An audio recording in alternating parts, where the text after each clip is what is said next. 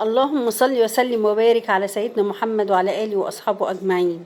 يا مساء الهنا أو صباح الهنا والسعادة حسب ما انتوا هتشوفوا الفيديو. مساء كل حاجة حلوة في حياتكم، ربنا يجعل أيامكم حلوة كلها إن شاء الله.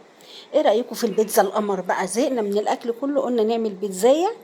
واللي فاض من العجينة أنا عملتها لكم باتيه عرضتها لكم في الفيديو اللي فات. يلا بينا نسمي الله ونصلي على الرسول.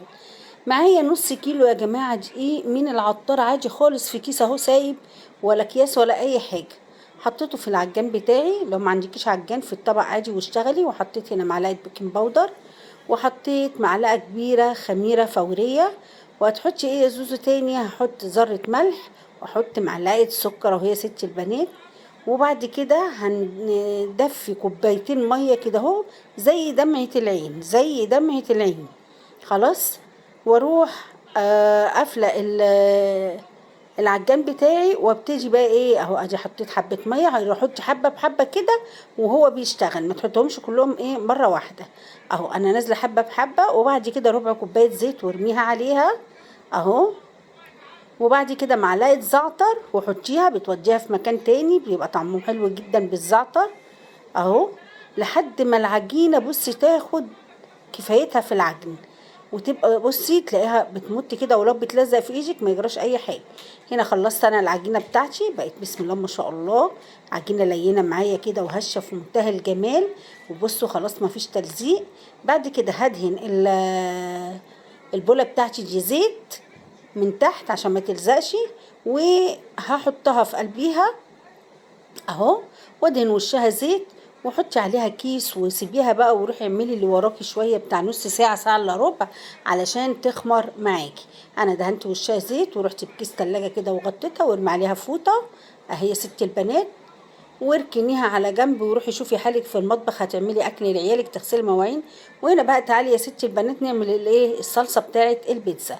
حطيت 3 معالق صلصه، وحطيت كيس كاتشب، لو عندك كيسين كاتشب عادي حطي. وحطيت حبه زيت وحبه ملح وحبه كمون وحبه فلفل. واحط كمان حته تومه صغيره بتاع فصين 3 كده اهو، توديها في مكان تاني. وقلبي كل الخلطبيطه دي ببعض، وحطيها على النار لما تغلي شويه كده.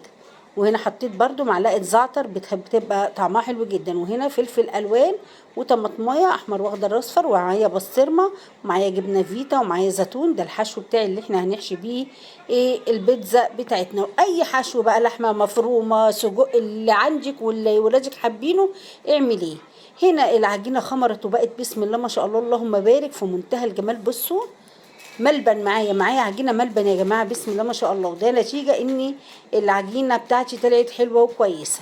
طيب هنا بقى هقطع كده كل قطعه على قد البيتزايه اللي هتبقى في الصينيه اهو، وهسيبها تريح. وهجيب الصينيه اللي بعديها، وبرده هنا حبه زيت، واروح مقطعه قطعه عجينه من اللي هتكفيها الصينيه. ما تخلوهاش تخينه يا جماعه، لان هي بتزيد وبتتضاعف وبتخمر في الفرن. ودي اول واحده عملتها. حطيت بقى بصوا البسطرمه فيها كده اهو اهو. وهلم العجينه ليه يا زوزو؟ عشان البسطرمه لما بتبقى بره يا قلبي زوزو بتنشف، لكن جوه العجينه كده بتحسيها بطريقه وبتحسي بطعمها اهو. وتفرديها خلاص. بعد كده هوت ادي التانية برضو نفس القصه، وسبت الاولانيه ترتاح شويه علشان اعرف افردها اهو. لميتها واروح فردها كده اهو. وهاجي بقى هنا اهوت في الصينيه الاولانيه هاخدها وافردها، واتفرجوا بقى على الجمال اهي. ودي التالتة برضو نفس القصه، احط ايه بقيه البسطرمه اهي والمها. وبسيب كل واحده ترتاح بتاع 5 دقايق عشان تتفرد معاكي بسهوله يا ستي البنات اهو. وهتلميها ونفس القصه كده تكوريها وتفرديها شويه. وتعالوا بقى في اول صينيه انا عملتها اهو، هتتفرد معايا بكل سهوله بقى، لانها ريحت بتاع 5 دقايق. لازم العجينه ترتاح او خلاص. لا يعني بص مش قادره اقول لكم على جمالها. وفي فرقعات كده بتتعمل، ده دليل ان العجينه كويسه جدا اهي. وبعد كده بقى يا قلبي زوزو هنعمل ايه؟ هنبتدي الحشو بتاعي. انا عندي جبنه فيتا، رحت ايه الجبنه بتديها طعم حلو جدا يا جماعه. اي حاجه عندك بواقي التلاجة، فردت حته جبنه فيتا. وبعد كده حطيت الصلصه اللي انا عملتها معاكم اهو، تخلي طعمها حلو جدا برضو اهي. وبعد كده يا ستي البنات هتعملي ايه فردت الصلصه كويس جدا. اروح جايه بقى رشه الفلفل الالوان بتاعي.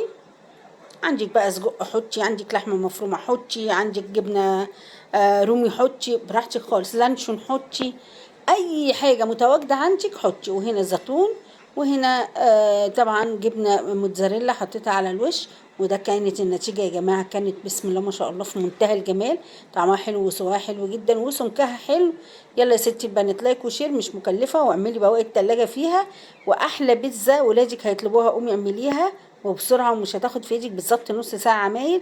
البيتزا بقت بكام النهارده؟ البيتزا بقت ب 150 جنيه.